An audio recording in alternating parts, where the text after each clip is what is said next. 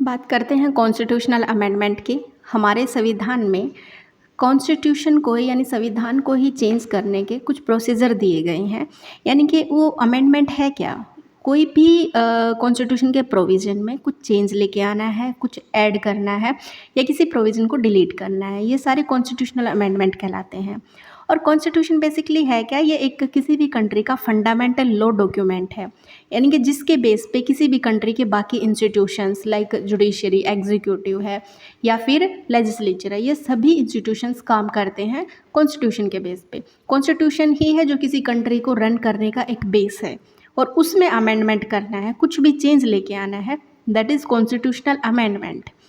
अब जो constitutional amendment करने के कुछ प्रोसीजर्स हैं जो कि हमारे इंडिया में पार्ट 20 के अंडर पार्ट 20 के अंडर और आर्टिकल 368 में दिए गए हैं। और इसके अलावा भी कुछ प्रोविजंस हैं जिनके बारे में अभी बात करते हैं। स्टार्ट करते हैं कि जो कॉन्स्टिट्यूशन है इंडिया का वो वर्ल्ड का लार्जेस्ट कॉन्स्टिट्यूशन है। और ये कॉन्स्टिट्यूशनल अमेंडमेंट बेसिकली किया क्यों जाता है, सिंपल सी बात है कि चेंजिंग जो नीड्स होती हैं टाइम की उसके हिसाब से, क्योंकि जो टाइम जब चेंज होता है तो हमें कुछ प्रोविजंस में चेंज करने की ज़रूरत पड़ती है, तो उसके हिसाब से हम अपने कॉन्स्टिट्यूशन में चेंज लेके आते हैं। किसी किसी कंट्री में वो प्रोसीजर टफ हो सकता है, किसी कंट्री में बहुत फ्लेक्सिबल हो सकता है। जैसे यूके में कॉन्स्टिट्यूशनल अमेंडमेंट का जो प्रोसीजर है वो बहुत ही फ्लेक्सिबल है, वो कभी भी उनको चेंज कर देते हैं, बहुत ही ईजी प्रोसीजर है। और जो दूसरी तरफ यूएसए का जो कॉन्स्टिट्यूशन है उसमें आज तक सिर्फ 13 ही कॉन्स्टिट्यूशनल अमेंडमेंट आज तक लेके आए गए हैं, क्योंकि वो उसको चेंज करने का जो प्रोसीजर है वो बहुत टफ है। इंडिया ने एक ऐसा प्रोसीजर रखा है कि यूएस और यूके के बीच का है, कि ना ही तो हमारा जो प्रोसीजर है वो बहुत ही टफ है और ना ही बहुत ही ज़्यादा ईजी है, तो उन दोनों के बीच का है। तो यहाँ पे बात करते हैं कि जो अमेंडिंग प्रोसीजर है कॉन्स्टिट्यूशन का वो कैसे है। जो कॉन्स्टिट्यूशनल अमेंडमेंट है उसकी 3 टाइप है हमारे यहाँ पे। 3 टाइप की बात करते हैं। वो 3 टाइप कौन सी हैं?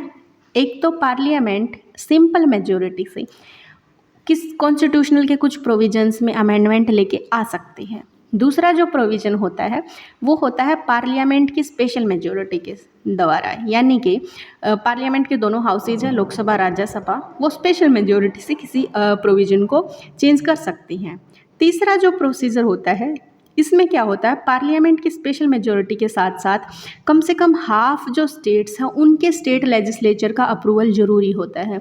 यानी कि हमारे इंडिया में जितनी भी स्टेट हैं 28 स्टेट हैं, तो एटलीस्ट 14 स्टेट्स की जो लेजिस्लेचर हैं वो भी उसको अप्रूव करेंगी पार्लियामेंट के साथ साथ। ठीक है, ये 3 तरीके हो गए।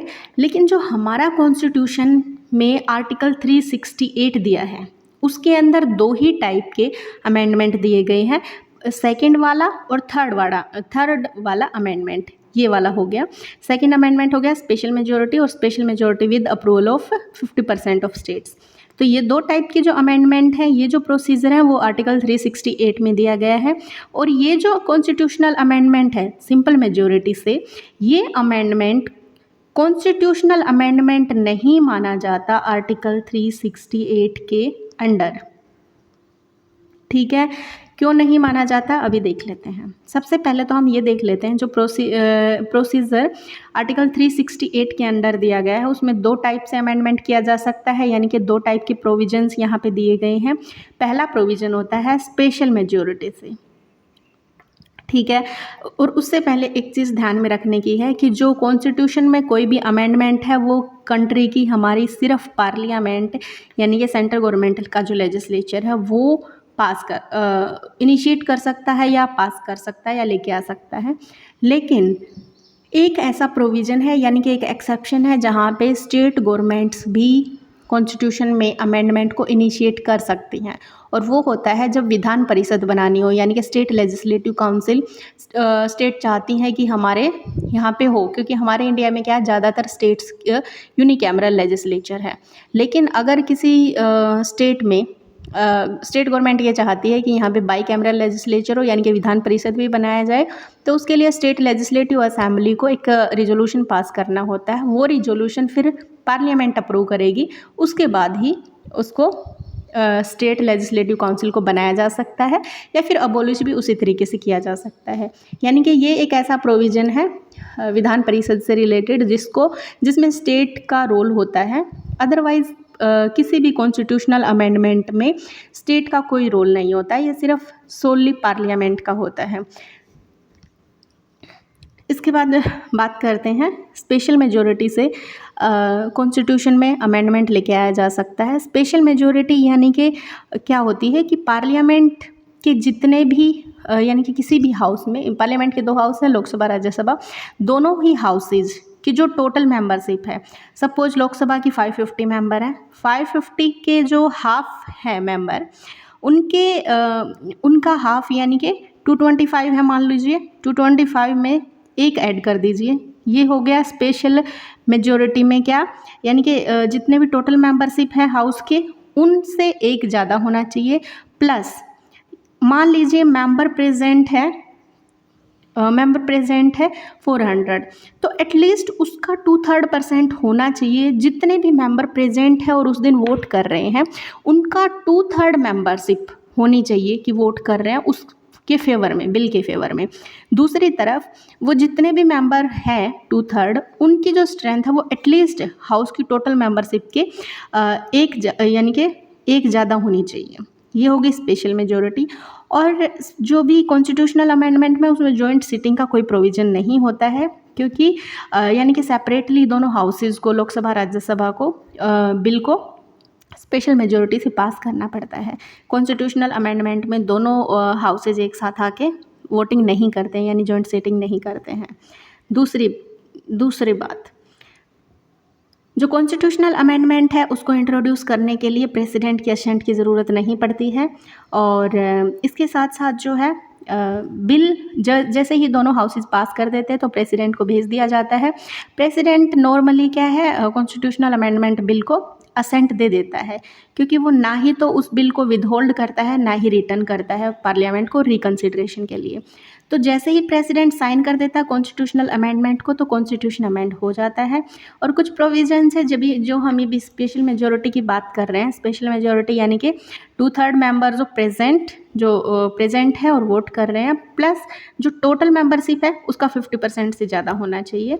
तो ये होता है स्पेशल मेजॉरिटी से कॉन्स्टिट्यूशन में अमेंडमेंट, जो कि आर्टिकल 368 के अंदर पहला टाइप है। एक कॉन्स्टिट्यूशन में दूसरा टाइप भी दिया गया है। ये कौन सा होता है, कॉन्स्टिट्यूशन में स्पेशल मेजॉरिटी के साथ, पार्लियामेंट की स्पेशल मेजॉरिटी के साथ एटलीस्ट 50% स्टेट का अप्रूवल ज़रूरी होता है। ये वो प्रोविजंस होते हैं बेसिकली जिनमें स्टेट का इंटरेस्ट इन्वॉल्व होता है, जिससे स्टेट इम्पैक्ट होती हैं, तो या स्टेट की पावर इम्पैक्ट होती है, तो उनमें स्टेट्स का अप्रूवल भी ज़रूरी होता है। तो ऐसे ही कुछ प्रोविजंस, जैसे कि 7th शेड्यूल में कुछ चेंज लेके आना है, प्रेसिडेंट के इलेक्शन से रिलेटेड प्रोविजंस में चेंज लाना है, जीएसटी काउंसिल है, जीएसटी से रिलेटेड, और एग्जीक्यूटिव पावर है यूनियन या स्टेट की, सुप्रीम कोर्ट, हाई कोर्ट से रिलेटेड कोई प्रोविजंस है, इनमें कुछ भी चेंज होगा तो स्टेट डायरेक्टली इन्वॉल्व होती हैं। तो इस वजह से क्या है, इनमें जो पार्लियामेंट चेंज लेके आती है स्टेट्स का अप्रूवल चाहिए होता है। इनके अलावा क्या है, जो अमेंडमेंट पावर है नॉर्मली पार्लियामेंट के साथ ही होती है हमेशा, और स्टेट्स का कोई रोल नहीं होता है। ये सिर्फ कुछ प्रोविजंस में रोल होता है कि उनको भी अप्रूवल देना पड़ता है स्टेट को।